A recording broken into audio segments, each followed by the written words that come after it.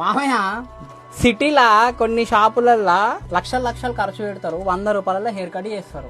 100 రూపాయలు వేస్తే ఏమొస్తుంది వాళ్ళకు? 100 రూపాయలలో హెయిర్ కట్ చేస్తారు. ఇప్పుడు నేను చందంపేటలో తీసుకుంటే కటింగ్ గడ్డానికి 150 తీసుకుంటున్నా. 150 తీసుకుంటున్నా. గడ్డం చేస్తే 50 తీసుకుంటున్నా. కలర్ కటింగ్ గడ్డం మొత్తం చేస్తే 250 తీసుకుంటున్నా. ఓకే. నేను కూడా ఇప్పుడు నూనె ప్యాకెట్ పోయి 100 రూపాయలు ఉన్న నూనె ప్యాకెట్ కు 50 ఇయ్యమంటే ఇస్తాడా సిటీలో? మరి మనం ఎందుకు తక్కువ చేయాలి?